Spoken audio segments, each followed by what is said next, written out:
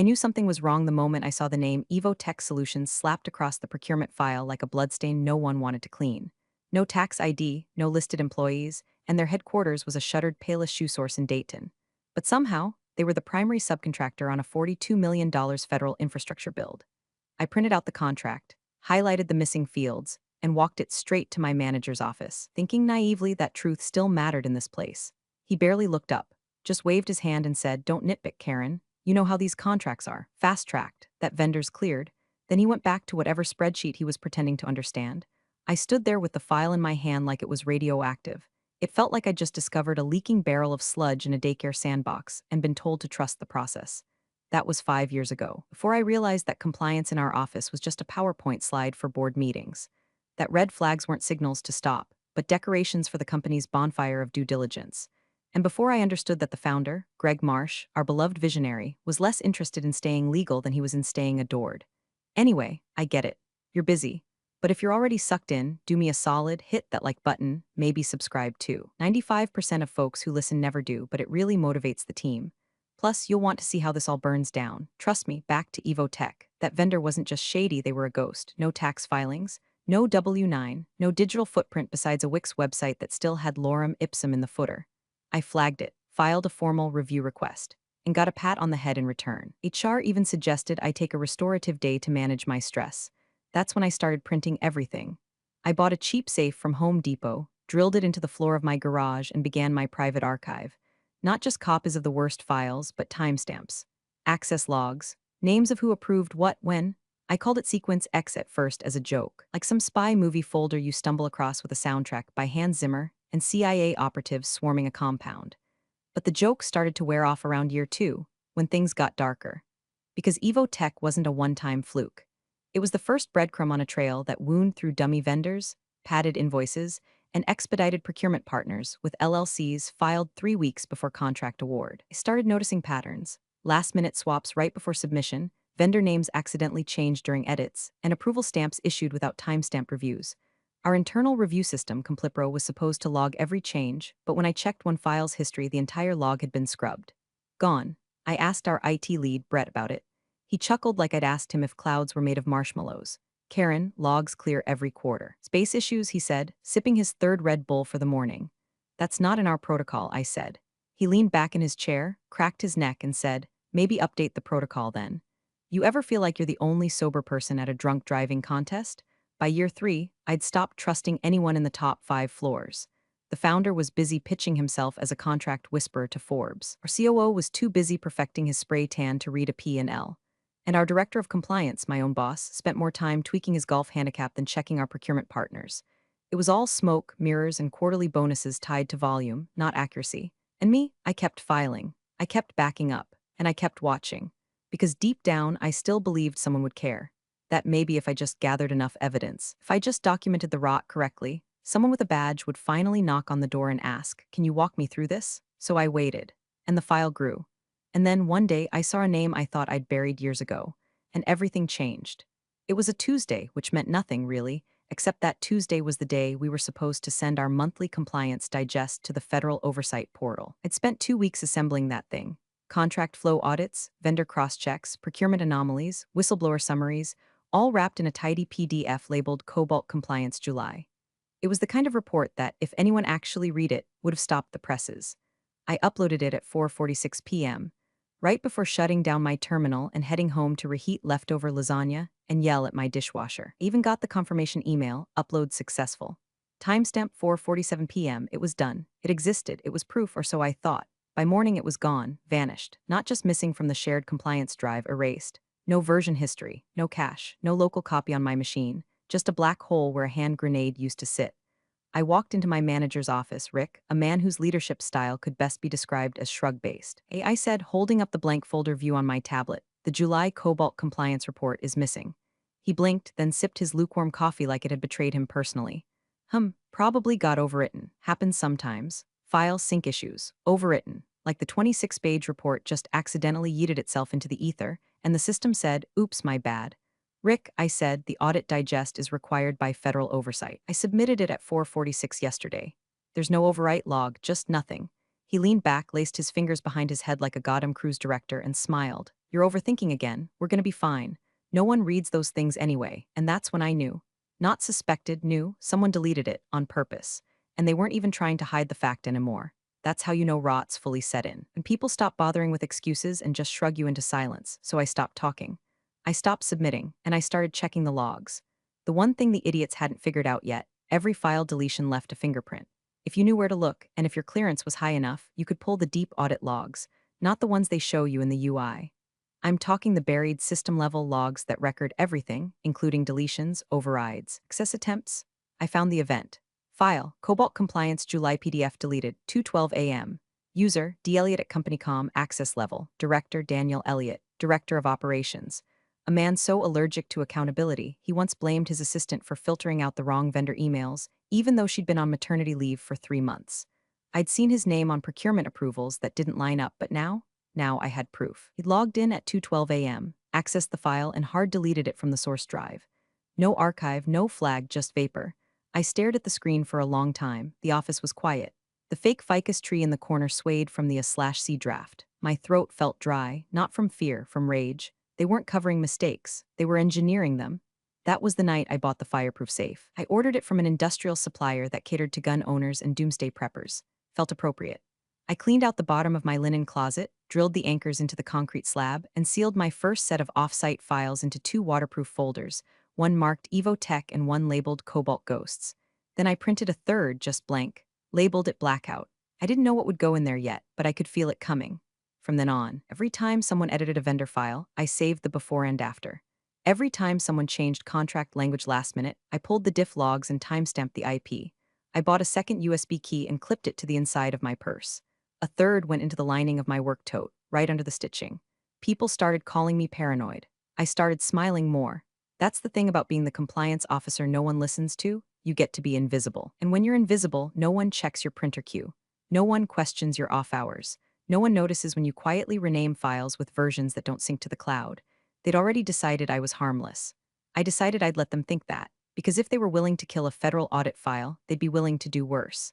But I had something they didn't: time, silence, and one hell of a paper trail. And that trail was about to lead straight into a name I thought was buried 3 years ago. But like rot under drywall, it always comes back. There are names you forget: accounting firms, middle managers, even exes if you drink enough bourbon and avoid old playlists. And then there are names that embed themselves in your brain like a splinter under a fingernail. Norvale Industries was one of those names. I first saw it 3 years ago, buried in a government debarment list that I printed out and taped to the inside of my supply cabinet like it was a mugshot lineup. Norvale had been flagged for procurement fraud, duplicate invoicing, falsified labor records, and a shell company tangle that took a full forensic audit team 6 months to unravel. They weren't just dirty. They were radioactive. At the time, I highlighted them in red and moved on, assuming no one in their right mind would touch them again. But I guess no one in our executive team had ever been accused of being in their right mind. It was a rainy Wednesday.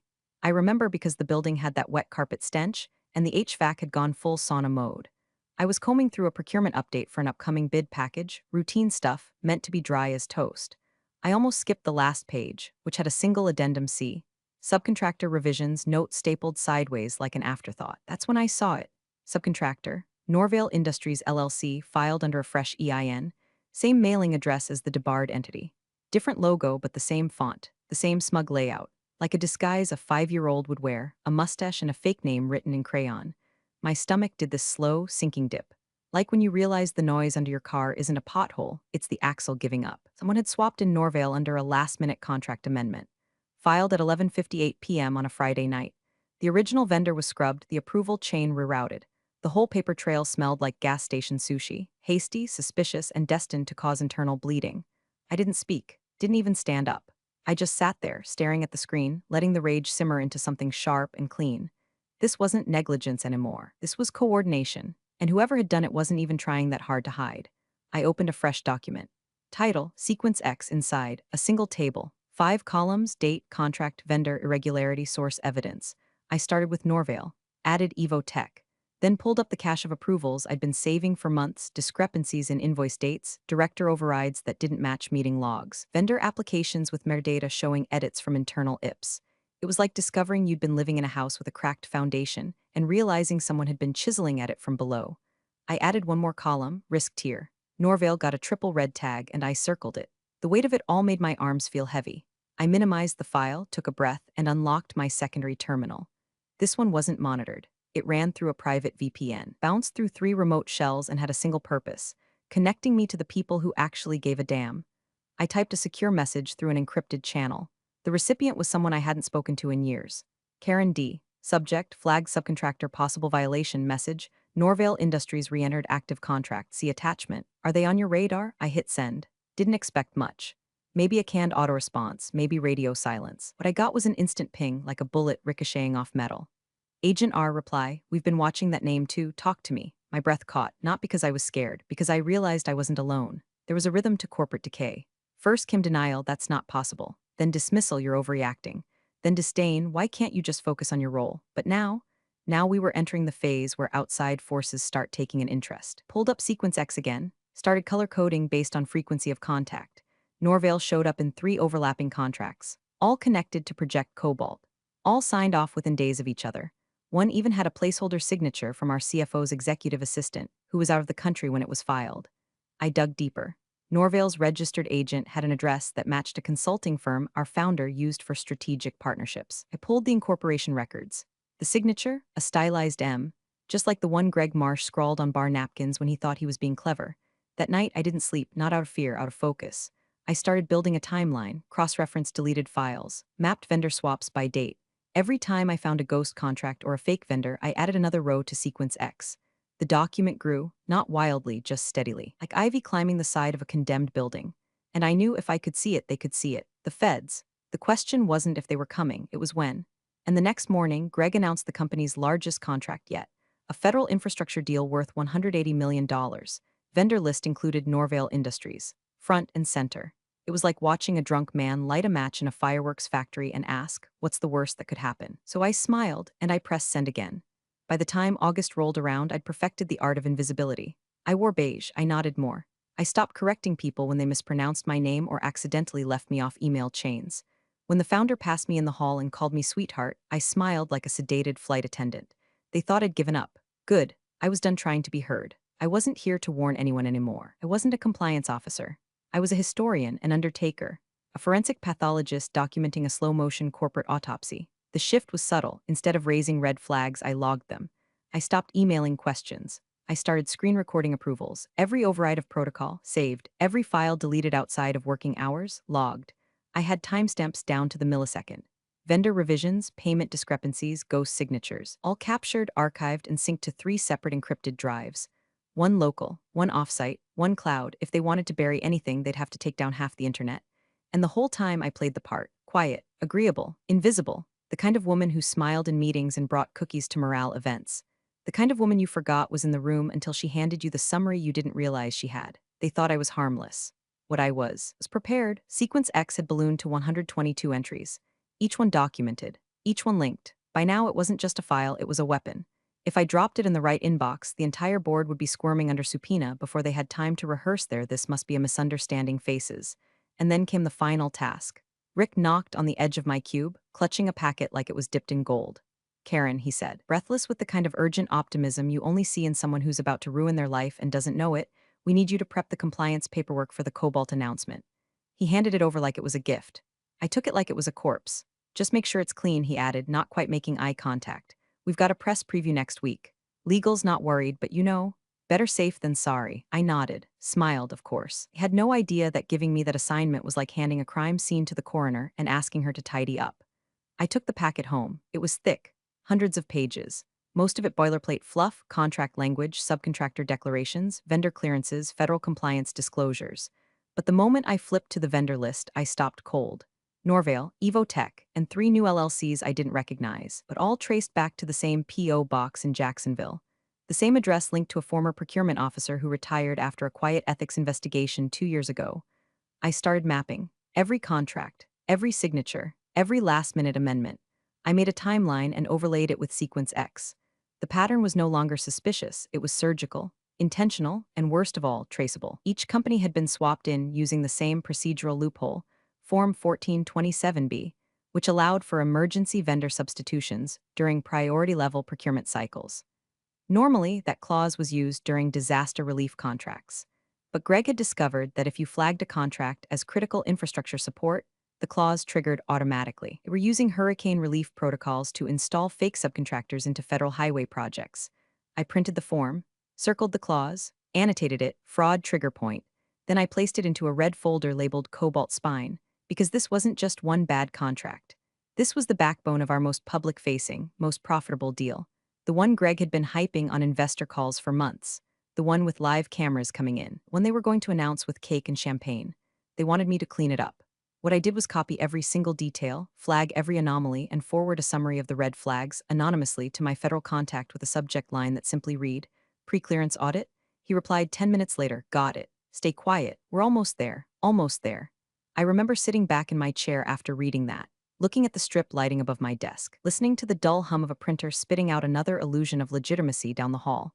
For 5 years, I'd tried to fix it from the inside. Now I was just waiting for the match to drop, and I knew exactly what room it was going to land in.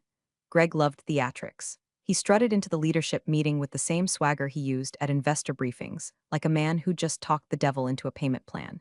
Navy blazer, sleeves rolled up like he'd personally installed every fiber of our digital backbone, grinning like the war was won before the enemy even knew there was a battle. "Ladies and gents," he said, clapping his hands once like a televangelist mid-sermon, "I present to you Project Cobalt." He clicked a button, and the projector flashed up a slick graphic: digital highways, infrastructure overlays, the kind of futuristic crap you'd see in a failed Kickstarter video. Everyone oohed and awed like we'd just discovered electricity. Greg stood at the front, basking in it. 200 million in federal infrastructure, he said, pointing at the chart. "We are now officially Tier 1 contractors." Applause broke out. I clapped too, quiet, measured, because I knew something they didn't. I'd already seen the guts of Cobalt. They'd asked me to clean it, dress it up, make it look federally compliant. And now here he was, raiding it around like a purebred show dog, without realizing it had fleas, mange, and one very aggressive bite. The screen flashed again, this time showing a high-level vendor architecture. Most of the names were familiar, large firms, safe firms, firms with full audit trails. But dead in the middle of the stack, like a bullet wound beneath a tuxedo, was KLM Holdings. I froze. KLM Holdings wasn't just suspicious. It was radioactive. I'd flagged it in Sequence X 2 months ago under a different contract. Shorter timeline, smaller budget, same dirty fingerprints. No website, no tax records. Registered to a residential property that Google Maps showed as a cracked driveway and a busted lawn chair. But most damning, KLM Holdings had been connected to Norvale Industries through a shared IP address and a subcontracting shell agreement buried under 2 layers of consulting fees. And here it was, front and center, Cobalt's data relay partner. I opened my laptop, minimized the presentation window, and pulled up Sequence X. Entry 123 contract, Project Cobalt vendor, KLM Holdings irregularity, shell firm W/shared IP Norvale, evidence, subcontract files 048B, internal routing logs annotation, violation probable. I didn't tremble. I didn't breathe heavy. I didn't even blink. That's the thing about dread, it doesn't yell. It whispers. I leaned back in my chair, staring at the vendor name glowing on the screen. I'd warned them. I'd built the file. I'd watched this exact scenario build itself like a Jenga tower made of lies and whiteboards, and now it was live. I opened my secure messaging terminal, the one I used only for him. Typed 6 words, KLM in Cobalt, live confirmation, sent. I went back to nodding as Greg blathered about synergy and vertical execution like he'd swallowed a LinkedIn word generator. Beside me, the director of strategic ops leaned over and whispered, "This is going to change everything." "Yeah, no kidding," my terminal pinged. "Reply, is it live?" I replied with one sentence, "Yes, and unprotected." The 3 dots flickered, then stopped. No further reply, didn't need one. Unprotected was the keyword we'd agreed on months ago, back when he warned me that documentation was one thing, but active execution of fraudulent contracts? That was an entirely different tier of enforcement. Once the project launched, once real funds and systems moved through those vendor channels, it shifted from potential fraud to live violation. The kind of thing federal agents didn't just investigate, they seized. I minimized the window, clicked back into the Cobalt deck just in time to see Greg bragging about how compliance had done a full scrub. He gestured toward the back where I sat. "Our very own Karen," he said with a smirk, gave it the full thumbs up. The room laughed. I smiled politely, like someone whose seatbelt just clicked shut right before a crash. I didn't speak. I didn't flinch. I just opened Sequence X again, added the timestamp, and scrawled one last note across the top of the page. "He thinks it's clean." Underneath that, "Not for long." They wanted to parade this monster into the world like it was a gift to American infrastructure? Fine, but they forgot who tied the ribbon, and I kept the receipt. They booked the auditorium across from HQ for the big unveiling. Not the internal conference room where HR holds its therapy light trust circle meetings, but the full glossy venue with a proper stage, a podium, and those awful stackable chairs that make your back ache like you've aged 20 years by slide 3. That was the level we were playing at now. Project Cobalt was no longer just a pitch, it was a spectacle. Word was, the press might be there, some regional outlets, a whisper of someone from a federal committee. Greg had even hinted that a congressman might drop in remotely. He said it with that self-satisfied lilt that suggested he already had a press release written for the imaginary handshake. 2 days before the event, Rick sent me a Slack message so transparently condescending it practically came with a forehead pat. Rick, Karen, can you work on prepping internal docs for the Cobalt event? Just background compliance stuff. Don't worry about speaking, just coordinate logistics. Smiling face with smiling eyes. That smiley face was the professional equivalent of a spit in the eye. I replied, of course, and closed the chat window. Then I backed up every file on Sequence X to a fresh encrypted drive. Labeled it Cobalt Deadman. I had 3 backups already, this made 4. One went into my safe, one into my glove box. One I shipped overnight to a friend across the state with instructions to open only if something happens to me. I thought I was being dramatic. I didn't care. I checked timestamps, cross-referenced approval logs one final time, and updated the sequence. Entry 127 through 135 were all about Cobalt. Each one a flag, each one a documented irregularity that alone would raise an eyebrow. Together, they were a roadmap to criminal prosecution. At this point, I wasn't even scared. I was steady, ice cold. When they stop listening to your voice, you learn to weaponize your silence.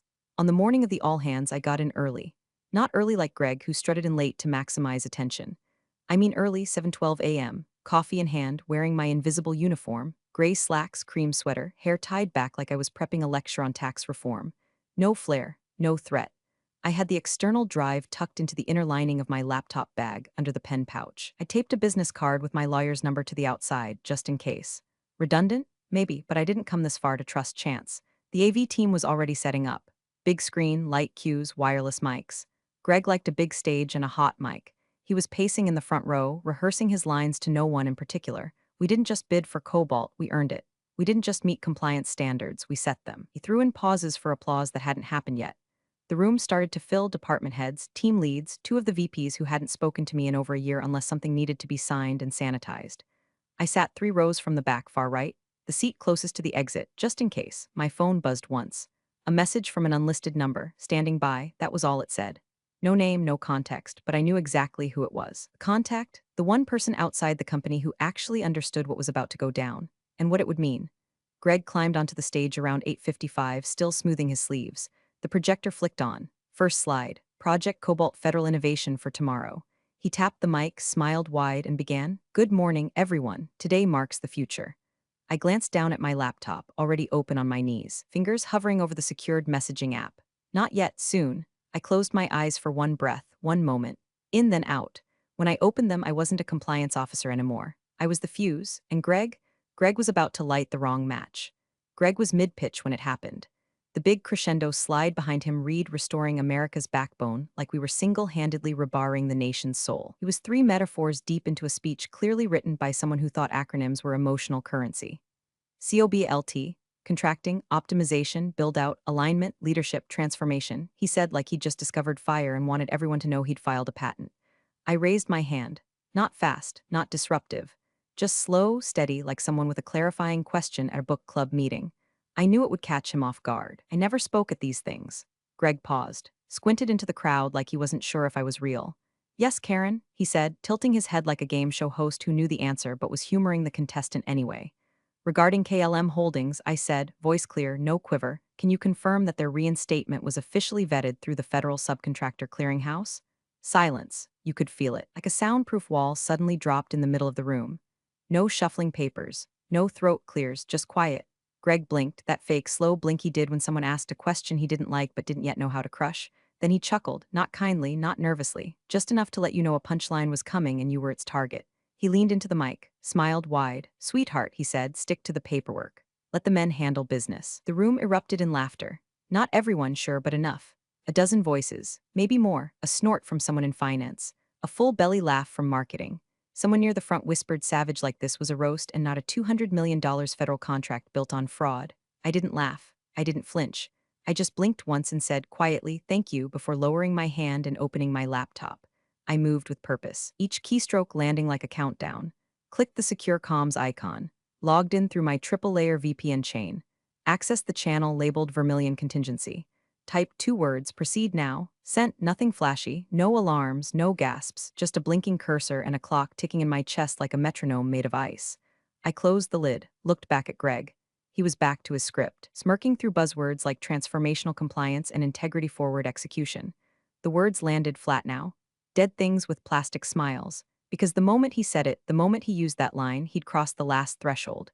Not just sexist, not just smug, publicly dismissive of a federal flag. He didn't know that room was being monitored. He didn't know that language, let the men handle business. It's going to show up in a transcript reviewed by 3 agencies that did not think fraud was cute when wrapped in misogyny. I checked my phone. No response yet, didn't need one. They wouldn't answer me again unless it was to say, we're inside. Greg finished the presentation to applause. Thunderous. Hollow. He posed for a selfie with the project slide behind him. 2 VPs gave him that double shoulder clap you save for weddings and IPOs. Didn't see me pack my bag. Didn't notice me walking out. Didn't feel the ground shift under his feet, but it was moving. Quiet, absolute. I stepped out into the sunlight, crisp October air in my lungs, hands steady as a heart monitor line. Somewhere, 3 agents were reviewing the live transcript. Somewhere, the unprotected vendor channel was being traced, logged, matched to sequence X. Somewhere, someone was unlocking a box labeled authorization warrant. And Greg had just turned the key. The agents didn't kick down the door. They didn't shout. There were no sirens, no flashing lights, no Hollywood dramatics. Just 3 people in clean suits and colder eyes, walking through the glass lobby like they'd been invited. Their badges flashed once at reception, too fast for most to catch, just slow enough for the security guard to sit up straighter and fumble his coffee. It had been 58 minutes since I sent the message. It arrived on minute 61. I was in the break room, stirring powdered creamer into the coffee that tasted like burnt regret, when I heard the front door's sensor chime. Then a silence too sharp for an office on a Tuesday. The agents moved with purpose, 2 men and 1 woman, all business and no small talk. They bypassed the front desk, past the welcome banners still bragging about the Cobalt milestone, and headed straight to the elevator bank. By the time I got back to my desk, legal was already summoned to conference room 4C. IT followed, 3 of them in tow, clutching laptops like shields. Slack stopped chirping. That's always the first sign. In a tech office, silence isn't peace, it's panic-wearing loafers. I sat down, breathed, opened a blank spreadsheet, started typing budget codes and e-budget codes, just enough to look normal. From the corner of my eye, I saw Greg step out of his office. His face was the color of printer paper, not the warm kind. The bleached kind, too bright, too fake. He saw the agents, stopped walking, turned toward the ops director who was halfway through a frozen stare. What is this? Greg asked, voice tight. One of the agents turned, flashed the badge again, said nothing. The one in the lead, a woman in a navy suit with a file folder tucked neatly under her arm, spoke to HR, then pointed toward the server room. And that's when the panic hit. The project servers weren't on cloud. For security reasons, Cobalt's infrastructure was still local, stored on a set of racks in a temperature-controlled room down the hall from legal. Redundant only on paper. Greg insisted on proprietary access so he could maintain oversight, which now meant federal oversight. 2 agents and the head of IT disappeared into the server room. The 3rd agent stood near the door, watching. Breathing. Listening, I kept typing. Budget code 843X, Project Nexus, vendor, Clearwater Dynamics, fake entry. I didn't care. I was typing the sound of innocence. Greg disappeared into conference room 4C. The door slammed. Someone inside knocked over a chair. Through the glass, I could see the lead agent open the folder. Sequence X printed, page after page of annotated irregularities. My handwriting in the margins. I looked away. That's when I heard it, not shouted, not dramatized. Just spoken quietly, calmly, with the kind of finality that rearranges the molecules in your bloodstream. She's protected, right? My breath caught, not from fear, from relief. The voice came from the agent in the hallway. He'd been scanning the room, his gaze moving past each employee until it landed momentarily on me. Another agent from inside the room answered, not even glancing up. She's red-tagged and cleared. Don't touch her, not don't arrest. Not don't question, don't touch, like I was fireproof. I went back to typing, one line, then another, letting the sound of keys fill the air while the building crumbled from the inside. Down the hallway, IT sprinted to fetch the backup drives. Someone from public affairs was already crying. Slack lit up for half a second. Someone posted a confused question in #general. And then it went offline entirely. Greg burst out of 4C, phone to his ear, jaw tight enough to crack molars. I don't care what the contract says, he was saying. They can't just walk in, and he stopped when he saw the server room door wide open. An agent stepped out, holding a sealed evidence bag. Greg locked eyes with him. The kind of look you give someone who just unplugged your life support. I kept typing.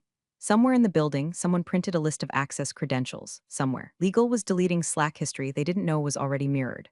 Somewhere, the backbone of Project Cobalt was being loaded into a chain of custody briefcase. And me? I filed vendor logs, quietly, efficiently, just like they'd trained me to do. Conference room B had always felt too cold. Over-air-conditioned, sterile, like a dentist's office trying to pass as a think tank. The blinds were drawn now. Lights dimmed. A legal pad sat untouched at each seat, flanked by bottles of water no one would drink. You could smell it in the air, something had ruptured. I was summoned by name, not an invite, not a request. A short, firm directive from the lead agent as she stood in the hallway flanked by legal, IT, and a suddenly ashen-faced VP of operations. Miss Karen's last name, please come with us, I stood, calm, slow. My heartbeat was steady, methodical, almost bored. I'd rehearsed this moment 100 times, not in the mirror, in silence, in stillness, like a diver waiting to break the surface. The door to 4C had already been closed behind Greg. Now he was being moved to B, where the decisions were made, where the explanations ran dry. Inside, the table was already half-filled. Legal counsel, director of finance, IT security. Rick looked like someone had hit Control plus Alt plus Del on his soul. Greg was sitting at the head of the table, blazer off. Collar loosened, hair slightly damp like he'd either sprinted up the stairs or started to sweat from a place deeper than skin. I took my seat at the far end, didn't speak. Didn't look at anyone but the folder. It sat on the table like a loaded weapon. White, thick, labeled in bold marker. Sequence X, the lead agent, her badge now resting beside her phone like a quiet threat, opened the folder.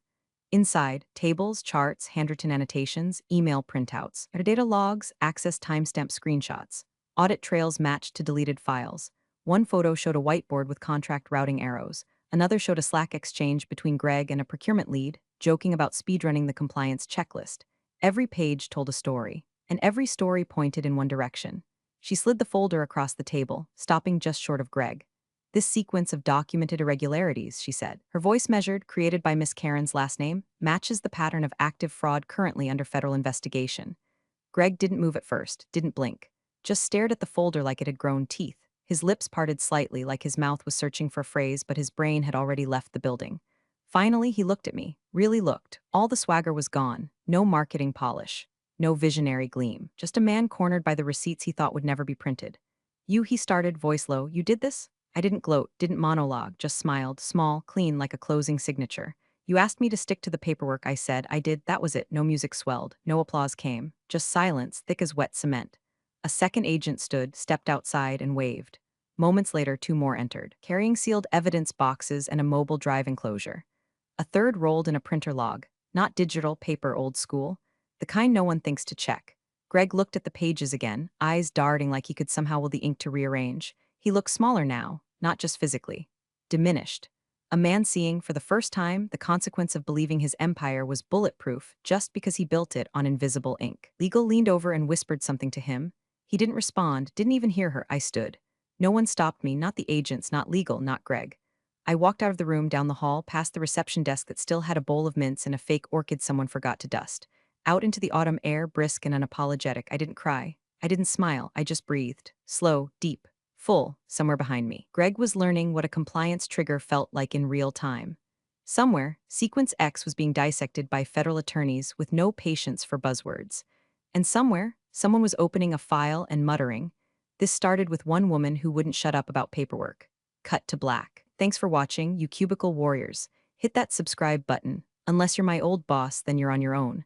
Revenge of the Coffee Pot strikes again.